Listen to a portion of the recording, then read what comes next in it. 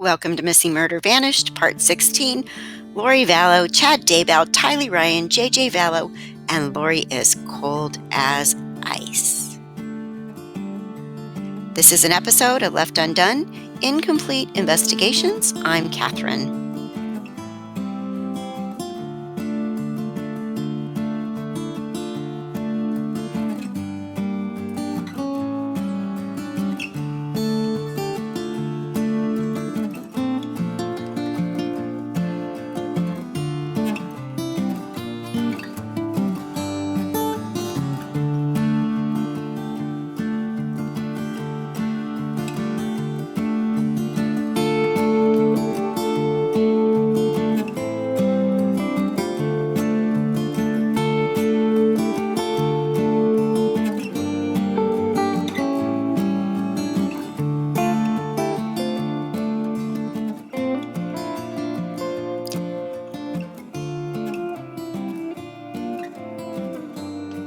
There's certain times in this life when texting is just fine.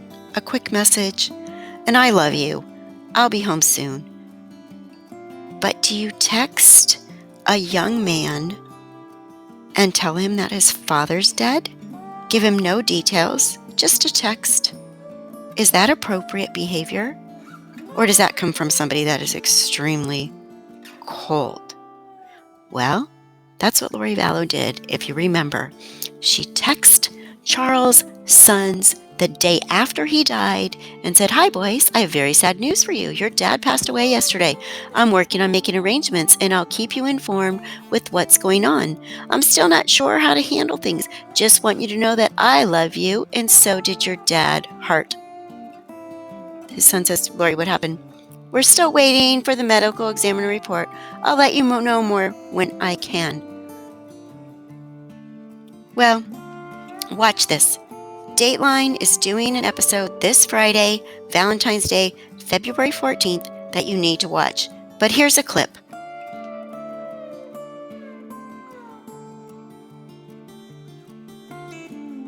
What did it say? It said, "I'm sorry to tell you your dad passed away. Don't worry, I still love you," with a Some upstanding, church-going individual. I mean, it is unbelievable. So Dateline's doing a story this Friday. Don't miss it. I just want to show you a few clips of updates this week that have shown up, including the school JJ was going to. Lori was lurking. So if Lori was lurking on their website, going into their portal, since JJ has been disenrolled, I'm pretty sure she's lurking on all the message boards and all the YouTube videos and everything else. And it doesn't matter because she's not going to feel bad. She doesn't care. She doesn't care.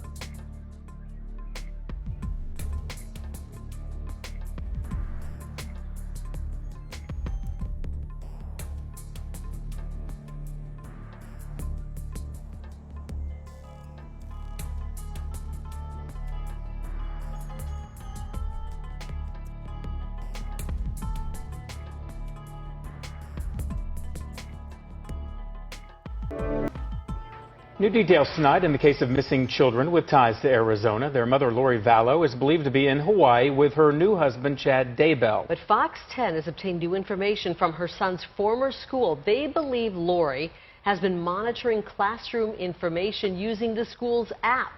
Fox 10's Justin Lung joins us live with more on this story. Justin. Brian Carey, it is known Lori withdrew JJ Vallow from Life Academy on September 5th. But the school now tells me Lori has been logged into their app, and officials say they have since removed her access. They're not sure why she or anyone else using her accounts would keep following the classroom. Now, here's an example of a post that we're talking about. I'm told Lori has looked at one of these, and basic announcements like this one and screenshots show that Lori Vallow's account has seen posts from September 7th, 2 days after pulling JJ out of school, up until February 4th. And on to other developments in this case. It's information being speculated on for weeks, but now we've got confirmation that Lori Vallow's former husband, Charles, removed her as beneficiary to a $1 million life insurance policy just months before his death. She sent me a picture of the change of beneficiary form, and she wrote a note underneath it, and it went something like 5 kids and no money, and his sister gets everything. Late July of 2019, the last time Kay Woodcock says she heard from Lori Vallow regarding her brother's $1 million life insurance policy. Just weeks after Chandler police say Lori's brother, Alex Cox, shot her husband Charles Vallow to death in self-defense. Kay tells me Charles removed Lori as his sole beneficiary 5 months before his death. He wanted to make sure his adopted son JJ would be taken care of. He told me how to split it, and y'all are going to need that money because JJ is expensive with all of his special needs. In early September, Lori pulled JJ out of Life Academy, a school tailored to help with his autism. She had already moved JJ and her daughter Tylee to Idaho. Charles's attorney Taylor Larson says he advised his client to make the beneficiary change when he initially filed for divorce. Because of the circumstances surrounding it, with him fearing for his life, really stressing to us there's some credibility here, and so we went ahead and advised him to change it right away. Kay and Larry Woodcock have not seen JJ since a quick FaceTime call in August. They believe the crucial change in Charles's $1 million policy played a factor in the disappearance of JJ and Tylee. Our word was that, we'll take care of JJ, whether we had a penny from Charles or we didn't. And the Woodcocks just got out of court. They're trying to get guardianship of JJ in hopes that he is found safe. They tell me the life insurance policy is not affected by whether or not they have custody of him. For more on this case, go to fox10phoenix.com/Vallow. Live in the studio, Justin Lum, Fox 10 News. So I have one theory, speculation, that Lori was upset that she isn't getting the life insurance policy money from Charles, and Charles was shot, right? So what if Lori thought she was getting that money? Her message to Kay was pretty, 5 kids, and the sister gets the money? Well, first of all, she's not raising 5 kids. We know that, so that's a major exaggeration. But what if her and Alex decided that she knew Charles had $1 million life insurance policy, and she had Alex, because he's been known to get paid for her to do this kind of dirty work in the past. She had Alex shoot him, and Alex was supposed to get half the money. Then she finds out she's not getting anything. So then what? Alex was going to turn her in, so she has him killed? Did he really even know this woman he married? I mean, she's part of their group of people. Was that a setup? She married him so she could kill him? I don't know. I don't want to accuse anybody. It's huge speculation. That's what I'm here for. That's what I think we're all here for. And the biggest thing we're here for is try to figure out and help get the word out so that these kids are found alive, hopefully. And if they're not alive, that they're found.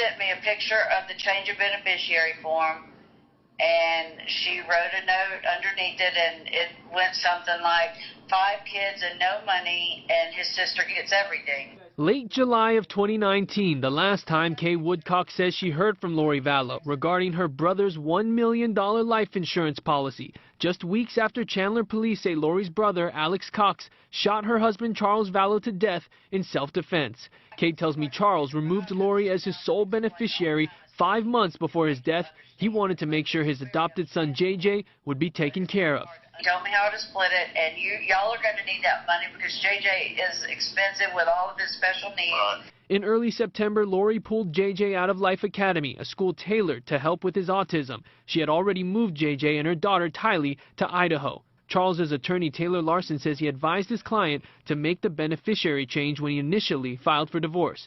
Because of the circumstances surrounding it, with him fearing for his life, really stressing to us there's some credibility here, and so we went ahead and advised him to change it right away. Kay says Charles confided in her then about his concerns. For about a month, Lori left him and JJ for Kauai last February. She told Charles, I don't want JJ anymore, I don't want you anymore. And that night that she left, January 30th, she took Charles's clothes and JJ's clothes. Kay and Larry Woodcock have not seen JJ since a quick FaceTime call in August. They believe the crucial change in Charles's $1 million policy played a factor in the disappearance of JJ and Tylee. Our word was that, we'll take care of JJ, whether we had a penny from Charles or we didn't. Kay and Larry Woodcock, the grandparents of 7-year-old Joshua JJ Vallow, who went missing in September alongside his sister, 17-year-old Tylee Ryan, walked into a Madison County courtroom expecting a short guardianship hearing. Nearly 2 hours later, after the closed hearing, the couple walked out of the courthouse with little to say. We just finished with our conference with the judge and our attorney. I'm going to ask him to make the statement on where we're at today. What's your attorney's name? So I'm Kyle May. I'm an attorney in Pocatello, Idaho for May, Rammel, and Wells. And today, basically the statement that we're going to make is we had a status conference, really a scheduling conference in front of the judge today on a guardianship case that has been filed, and a new hearing date is going to be set in the near future. And that is all we really have today to be able to say to you guys. So no decisions were made? Just, we're going to have a hearing coming up. Another one. It was just a status conference, so Yeah. we don't even know how to say what happened. We're just listening to this what... is their language. Yeah.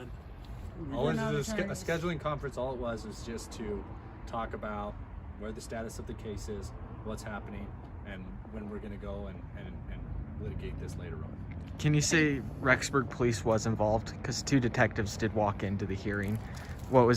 Can you say at all their involvement at Rexburg Police today? That's the only statement that we're going to make today. All other questions or comments we'll have to answer at a later time. Yeah, Okay. I mean, it's...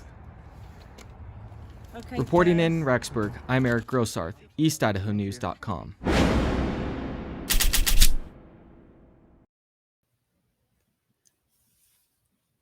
I'm sure Kay and Larry were kind of hoping that even though there were no kids, they were going to get some answers today. They're being filmed by a family member, obviously, right there. But I'm a little confused and a little concerned about everybody's... Well, it's okay that they can say they can't say anything, but 2 hours and the police officers were there. Did they give him some information? And it's okay. We don't need to know this. But I don't know. I mean, I just get a weird sense that this was kind of a gloomy day. Maybe it's the dark and the snow and the cold, but I just get a weird vibe on this one as far as like, and no, I'm not like a visionary or any of that stuff. Never been privy to any of that. But I just think something's up here. Maybe it might be good, It might be good. So I'm only speculating again.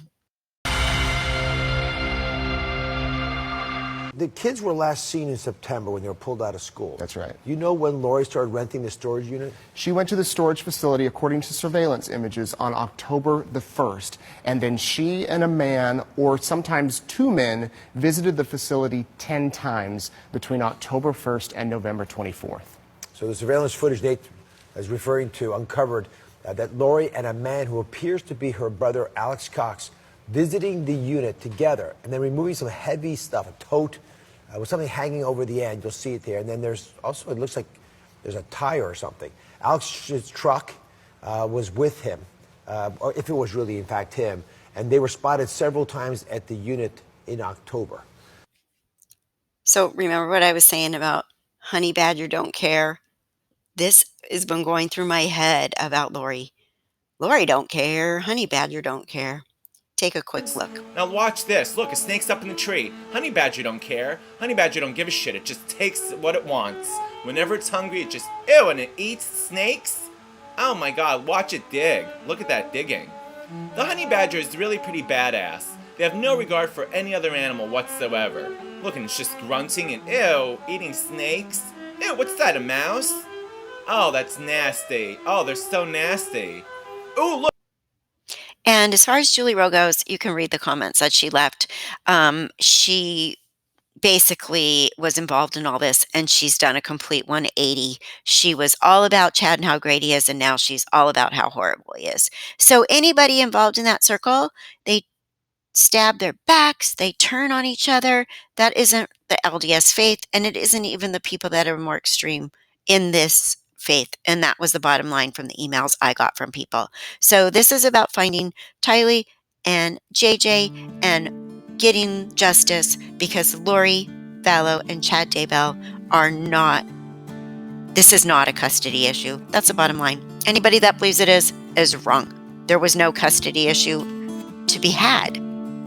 Those kids are missing, and this is about money or something very evil. I'm Catherine.